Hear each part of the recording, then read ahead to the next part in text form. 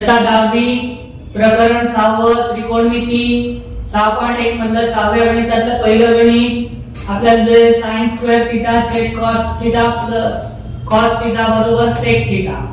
आपल्याला ही डावी बाजू आहे आणि ही उजवी बाजू आहे.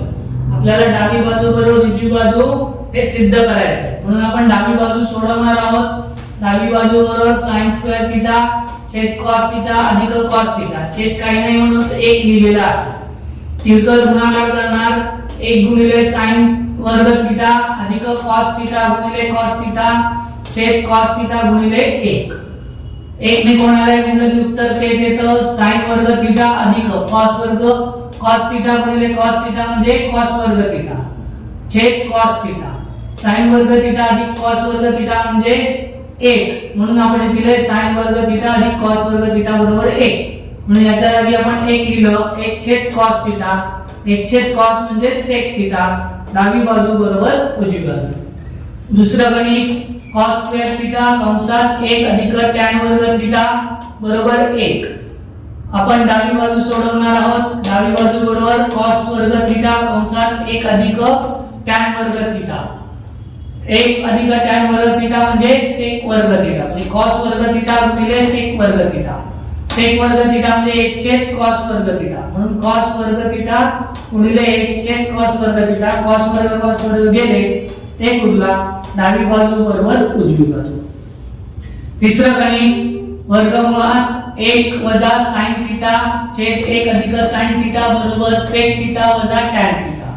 डावी बाजू आपण सोडवणार. वर्गमुळात 1 वजा sin थीटा छेद 1 अधिक sin थीटा. आपण इथे जर बघितलं तर sec म्हणजे काय आहे आपलं 1 छेद cos आहे आणि tan म्हणजे sin छेद cos आहे. छेदाला cos पाहिजे. छेदाला cos कधी येऊ शकतं तर इथे 1 वजा sin वर्ग थीटा येईल. 1 वजा sin वर्ग थीटा येण्यासाठी आपण अंशाला आणि छेदाला 1 वजा sin थीटाने आपण गुणणार आहोत.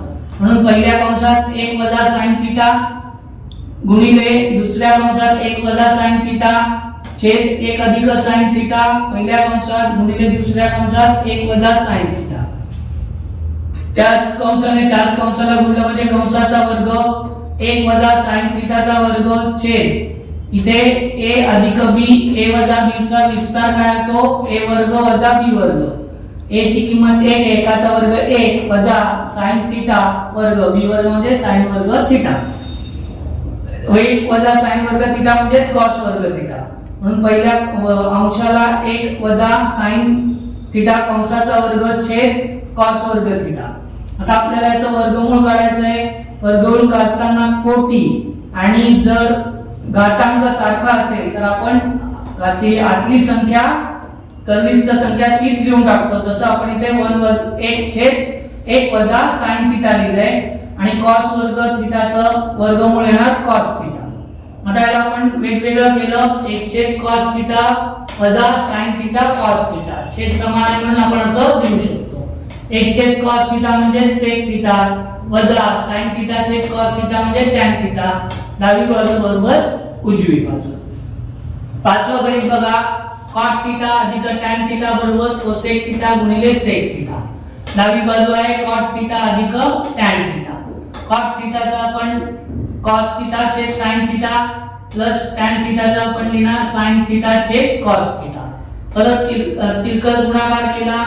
cos थीटा गुणिले cos थीटा अधिक sin थीटा गुणिले sin थीटा छेद sin थीटा गुणिले cos थीटा. cos थीटा गुणिले cos थीटा cos वर्ग थीटा अधिक sin थीटा गुणिले sin थीटा म्हणजे sin वर्ग थीटा छेद sin थीटा गुणिले cos थीटा. cos sin वर्ग थीटा अधिक cos वर्ग थीटा बरोबर 1, म्हणून याच्या जागी आपण 1 लिहिले. 1 छेद sin थीटा गुणिले cos थीटा. आपण हे वेगवेगळं लिहिलं. 1 छेद sin थीटा गुणिले 1 छेद cos थीटा.